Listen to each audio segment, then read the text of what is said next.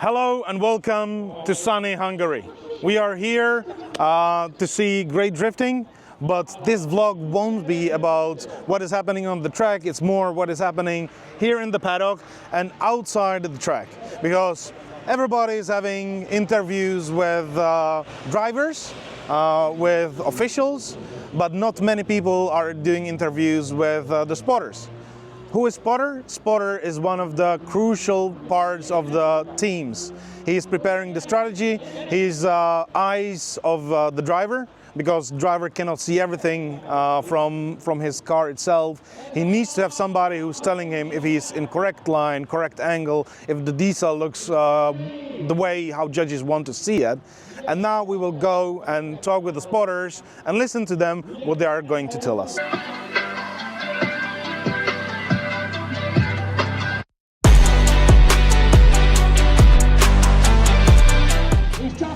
We're here with Eli. Eli is one of the spotters. He's actually also a driver. Yep. And he will tell us something about himself and his job and role here. Yeah, so I'm, as you said, Elias Hountondji, one half of the team Red Bull Drift Brothers. There I'm actually a driver, also an engineer, and a little bit mechanic and organization and so on, as usual in drifting. Yeah. Normally there is not only one job. And what I'm here for is actually being spotting. And spotting, many people don't know what it is, but this is basically the second pair of eyes from the driver from the outside. So we go to the briefing, we listen to you, what you want to see, and we try to get the best understanding that we can. And I have to say, the briefings, like here in Drift Masters, are just... We're trying our best. Yeah, normally you exactly know what you should show. If not, there's the spotter's help, where we can talk to you and ask, okay, do you really want this or do you rather want this? And then you're basically giving feedback to your driver. Look, is he approaching the zones right? Is he putting too much angle in parts or too less angle or stuff like that, and really interact with the driver. Also send him videos that he actually also can see how it looks from the outside, because often like you're in the car and you think, yes, I hit all the zones, and then you see it from the outside, oh damn it, I missed this one and I missed that one, and here I was too deep or something. So this is basically what we try to do, to really dial the driver in, to be able to do the line and everything that you ask for. Yeah. So you're basically telling Adam how to drive? Yes, more or less. Luckily with him it's super easy. Like, he's incredibly an incredible driver, and especially also under not the perfect circumstances. This is what I'm quite impressed with him. Like, if there are small issues with the car, for example, first, second round, he had like issues with the front of the car, understeering. Mm-hmm. And for myself as a driver, understeering, I hate it, especially on fast tracks like in Valencia. Yeah. His car, like I wouldn't have driven it. Like I saw it from the outside and it looked quite okay, because I was quite far away and I couldn't see the wheel movement in the front. I saw the onboard. Here we yesterday saw quite a lot of movement of the front wheels. Yeah. So and like then I saw the onboards, and he's like constantly fighting the understeer with inputs. And like to put it in perspective, if somebody's watching who hasn't been drifting, basically you need the front to tell the car where to go.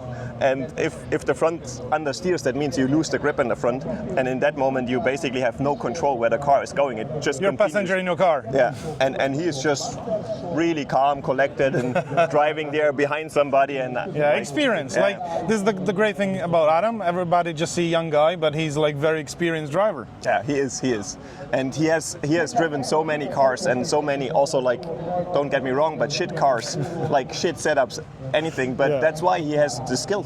Yeah. Like, if you're always in a perfect car and something is wrong, you're probably not able to. Yeah, this is like very European thing. Just drive with the shit you're getting into. Yeah. No, so I'm actually spotting for him, but only on a site. I'm actually here with the team Drift Force, Eve and Josh, with the MK5 Supras. This was a huge project. We started, like, I got involved like about 2 years ago, and we tried to make some changes in the setup and so on, and just try to share my experience that I have. But actually those chassis are quite tricky to really dial in. We see how long one of the most known team here in Europe, the Warsaw Drift team, Peter Winczek, how long he developed the car, and how long he said, no, I won't compete in 2023. I wait another year. I still develop And it. so there were some troubles. And, Yeah. So this is a tricky chassis, but they made also like huge improvements, and I'm quite proud and happy that I could here and there add a small bit and just see them improve. This is something that I also really enjoy. Yeah, this is something what Spotter is very important for too, is that the development of the team, development of the driver, and a lot of like getting better from the drivers actually coming a lot from a spotter too. Not only from the drivers driving, but also the inputs and the strategy which is coming from the spotter. When we're talking about strategy, like a lot of people think that strategy is something bad, something what you're trying to trick your opponent, but can you tell us what is actually the strategy? Yeah, like strategy already starts before you're out on track. Like for example, Adam this year, this special event, he had like a couple treadwear 200 tires. That means like rather hard tires, and he had some 100 tires, treadwear 100 tires, super soft tires. And then you need to see like, okay, are we using the 200s for qualification, for example, and the 100s for the battles? But do the 100s actually last 2 laps? Yeah. To be able to use them. So you need to think about things like these. And then you're assessing the wheel speed, the driving regarding to that. So this is the strategy. So it is not like how to trick your opponent. It's actually the way how to make you as much chaseable, as much fluid, as much getting as many points as you're capable of. It is definitely not about tricking your opponent. No, not at all. Not at all. Okay, thank you very much. Thank you for having me. Good luck for today's battles, and we'll see how it will go. Exactly. Thank you.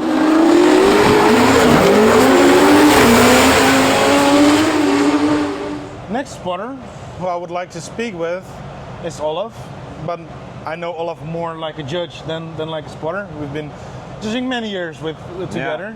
Yeah, for sure. So you started as a driver, then judge, and then spotter. Actually, I started as organizer in Holland, as drift events. I was one of the first in Europe actually who organized a drift event. And my first drift event was in a football stadium. So we're getting cool. Back where we were. Yeah. So that was really cool. And after that, I started driving as well. I've been back in the days. I was racing. I did some rallying, and then drifting came into my life. And since then, I think it's 25 years now. I'm into drifting full time. So that's nice. Not many people can say that. No. And after that, I start judging. For the former European Championship and other local championship in Europe. And then at the moment I was sick of it because I did it for 15 years. And then I started coaching drivers, and that's much more fun. You can implicate your skills as a judge into the coaching, you know what the judges are looking for. So yeah, it helps really the driver to coach him to the good line and the perfect line. Actually, from my perspective, the best way of drifting career, you can call it, is start as a driver, continue as a judge, and then go as a spotter and teach the new generation how it should be done, because you understand whole business. Yeah, the whole business. Yeah, you understand all the aspects of drifting in the judging. And you said like very nice thing. I'm not just a spotter. I'm more coach, drifting coach. So a lot of people don't understand it, but there's like a lot of problems for the driver, a lot of stress, a lot of like mindset of drivers. Yeah, for sure. And the spotter or coach needs to come in, understand the mindset of the driver, and bring him the way that he actually can drive better, develop as a driver, and get to the podium. Yeah, that's the plan. Yeah. Especially mental. For Clint, who I'm coaching now, it went not so well in in Riga. And after that, he had a small dip, and you're gonna practice again on the sim and drive the other tracks. And last week we had Iron Drift King, and he won that, and that's really good for his mentality. And yeah, like this is something what not many people see. They just see those drivers and nice shiny cars and running like crazy runs, but they don't see, especially in races like Drift Masters, there is still like a lot of losers who are actually not even getting into top 32, and that doesn't mean they're bad drivers. They were just a little bit less lucky, or the strategy was not working as good as the other drivers, or there was some mechanical issue.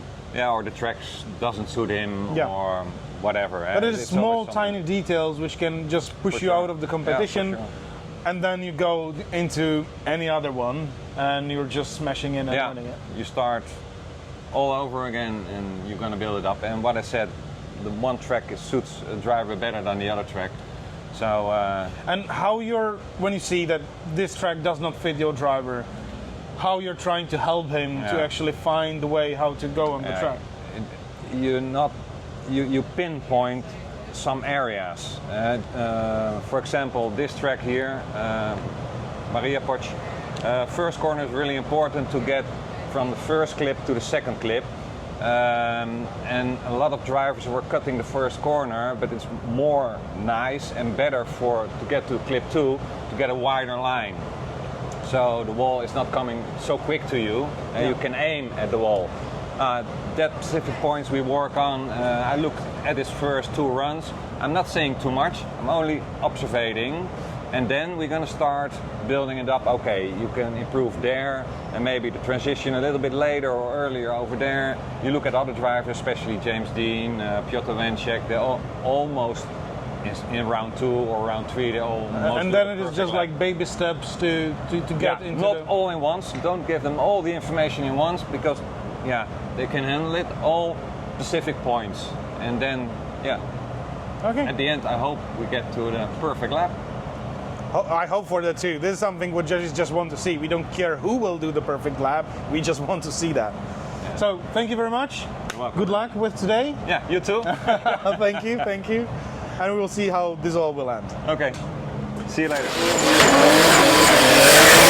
Another spotter, another interview, another point of view on spotting. Lukasz, can you tell us something about yourself, who you're spotting to, and then what do you think about the spotting work itself? I'm spotting for Peter Węciek for 4 years now, and I think it is like the most important one to have some, like, let's say, formula to work with some driver, and because each driver needs something else, different requirements, let's say. So you have to find that formula and use it, and keep it like simple, I would say, not to overcomplicate some stuff, because he needs that data to be set quickly, because it is usually between runs, so you don't have that much time. Usually, I don't know, maybe 30 seconds. So for Peter, it is actually not so much data about his run, but the opponent. So I have to gather some more stuff from the practice sessions and qualifying, and then find some weak spots, and basically anything that can help chase the guy, because some drivers are not so easy to chase. Like doing quick transition, slow transition, that depends. What I remember from Piotr's driving, it was many times not that would not be a skill, it's more about like try to more calm him down, that he's not over pushing, not overdoing it, not overcooking it in top 32, because he is many times like all in from the beginning. So I learned over those years that if you tell Peter to go like safe behind the guy, so you don't have to bite, you don't have to, you don't have to be faster on the transition, be super close and dive on the guy. He usually does it anyway. If he feels like he's comfortable to do it, he will do it. So but that bites back sometimes. Sometimes it is being a spotter is finding the good ratio between aggressivity and just good style overall. Not just being pushing over to all over the place, which especially in past Piotr was really aggressive driver. Which is great for spectators, not so great for winning championships. Sometimes you have to sacrifice something, like let's say style, and just keep it safer and go through the finish line and win the battle, because you don't have to risk. Sometimes you don't have to risk that much when chasing, because you did so good on the lead and the guy wasn't even close, so you don't have to do it. And then it is difficult, I would say. for the driver to keep it safe. And it is also working with a lot of data, like you're checking the speeds of the others with time clocking or something. Like we are, like let's say, adjusting the setup to other guys, because that sport is, you know, it's not so easy. With the fastest car, you have to be like the fastest, but not too fast. You're adjusting to the others, and yeah, it is like for me it would be key to make a good setup for chasing, because that's really like difficult and really important, you know. So you have the front bite enough to have not wash out. Yeah, not wash out. Avoid understeering, because sometimes you have to chase some guy who is way slower than you are. So you have to have that front bite to keep the car, you know, close and not too close, you know. Yeah. Yeah. Okay. Thank you very much. Thank you. A lot of information, and we'll see who will be next. So, hello, Michael. Hello. Like I told you, one of the most known spotters in the industry. Can you tell us who you are? How did you get into this work, and what it is for you? Well, my name is Michael Sheehan, spotter for James Dean. I got into it we grew up together, went to school together. I used to drive when I was younger, and so just have known James all my life, basically. So that is one of the more important things, I think, to have a good relationship with a driver. Some can say that, oh, you're spotting for James Dean, so you're having like very easy job. Yeah. However, there is like huge amount of trust you need to have with your driver. So what you tell him that is happening on the track, he needs to have full trust to you that he will drive like that. How hard it is actually to have that much responsibility? To be honest, it is probably easier than for other people. Like 90% of the time on a qualifying run or practice, James will come on the radio first and say everything he felt that was wrong with the run. And he's just confirming. Usually. And then if there's anything additional, maybe, you know, some tracks are more difficult than others, just distance from zones, maybe getting into a zone little bit early or late, or sometimes seeing what another driver is doing better that he can adapt to sometimes. But in general, he has 90% of it himself. Was there a situation where James was thinking, oh, that's great how I'm driving that corner, but he thought different and he were needed to push him to drive differently? Very rarely. How did it happen? I'm not sure. I'm trying to think. Yeah, okay. But like, a lot of the time, he's very tough on himself. Like, he could be doing a 99-point run and he'll be finding something wrong with like, I think with James it's more fine-tuning than bringing the strategy. Yeah, exactly. And some tracks where they don't have good visual references, it's more important. Like the first corner here is a bit tricky. Yes, the transition's a bit tricky. Yeah. And sorry guys, we did it for purpose, tricky. Unfortunately, but hopefully it will help today with the battles that nobody will try to run away. Yeah. But in general, I think spotting for James is a bit easier than other people, because also when you say something to him, he can correct it. You know, he doesn't do the same thing again. He will instantly correct it. This is so great when you're working with the driver and you're telling him, hey, you need to be by meter later with the transition, and he just goes. And next time it will be like that. Yeah. One of the hardest things really is when track conditions are changing. Like to tell him the correct information, if it is dry, wet, patchy, stuff like that. That's the most difficult. And here, especially when the temperature is changing track so much, because with the grip level on Maria Poch, you're going like, the grip is rising up, and then suddenly drops significantly. Yeah, that's not as bad as rain, but patches of rain are the worst. Rain is visible, this thing not so much. Yeah. But thank you very much. Thank you for your time. Have a good day. And good luck. Here we are with another spotter on the starting grid. Please, can you introduce yourself? Yes, hello, I'm Jani Vertanen from Finland. I'm spotting for Kalle Rovanperä. And I have been spotting about 10 years now. That's quite a long time. Yeah, almost 10 years. And how you're enjoying it? Like being behind the scenes, like telling to other drivers how to drive, how you got into this? I started to follow drifting about 20 years ago already from D1. And now I have been doing simulator stuff about 10 years. And then I did sim stuff a couple of years and get really good at it.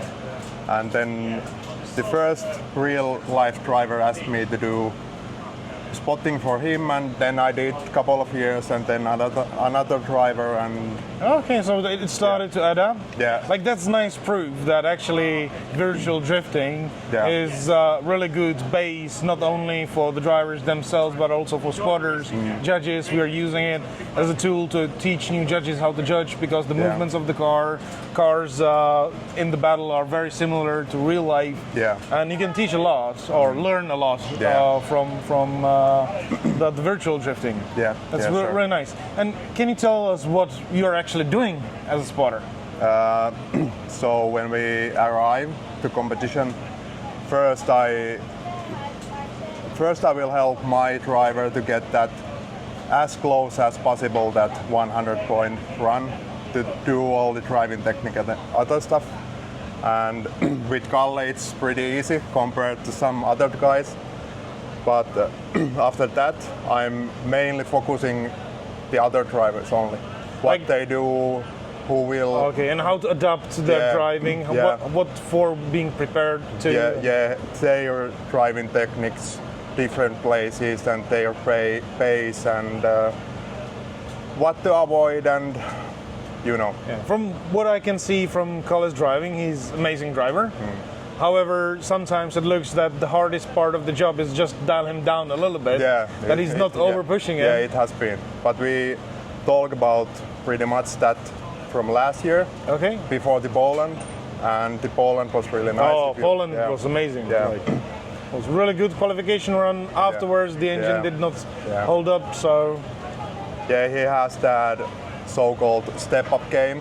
So if he is doing runs in some level in practice, he wants to do step up when the qualification starts, and you know, every a run afterwards yeah, needs to be just better. yeah. Even if it's not needed. But Yes. he still wants to do that. And we spoke about a lot of that thing, and I have calmed him down. Yeah, I think that's your hardest job on Yeah. this race. Like sometimes just like, can you just dial it down like 5%? You will still be in the top 5 guys with your run, but Yeah. you will be not risking that much. Yeah, sure. And do you think you're able to bring something from rally into the drifting? Car control. Car control and, Yeah. and moving with the car, yeah.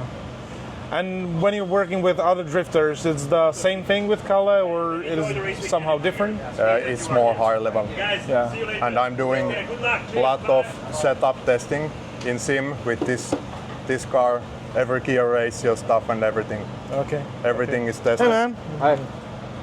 Just talking about you. Yeah, everything is tested before we even arrive. Yeah. Good. Thank you very much. Yeah. Thank you for your time, Yeah. and good luck today.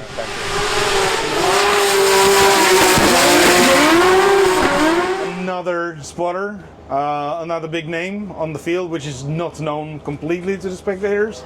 That's just like those guys are like men behind the curtain. So please introduce yourselves and who we are working with. Hello, I'm Tuomas from Finland. I'm spotter for Juha Rintanen. I've been doing this 4 years. In drifting I have been from 07 and doing a lot of many things. And the spotter place is maybe the best place to be watching in drifting and involved to be in drifting. You once told me really nice thing is that spotter needs to get into the mindset of the judges to better understand what they are wanting to see, how hard it can be. Depends on the different judges. Like you have to be watching a lot of drifting and how you are judging it, and not just go like, I don't like it, you are wrong. Because I have to see your mindset, like you like that thing, that other dude likes that thing. So it's a lot of work, but it's extremely satisfying when you find the mindset, like that dude likes that dude likes that. The mistakes is there. That's his how to do that. It's pretty simple when you get it. Yeah, but especially in Drift Masters, I believe that this is like very important part, because just very small details are actually telling you if you're in first 8, in top 16, in top 32, or out of the game, because there is not huge differences between the drivers. I think like to get into top 18 or top 19, you needed to have like 90 plus points. So here, any small details is very important. How you're looking for those small details? That's a hard one. Because you have to compare the driving, of course, between different drivers and how you see the small things. Of course, I have my own vision, how I like to be it, how I like to be driving, but I have to throw that kind of way and go like this competition is Drift Masters, this another competition is something else. So it's all about my knowledge, how you like to see those small details, because this weekend, yesterday's qualifications was actually a pretty good example, because the point limit is so high, and now I'm wondering like where to get half a point. Yeah, like we have 1 point difference with another driver and totally different driving styles, and we get 1 point less on the driving line. Yeah, you said it like very nicely also, that you need to take your driver's driving style and help him to show to the judges what they would like to see, which is not easy, I believe. No.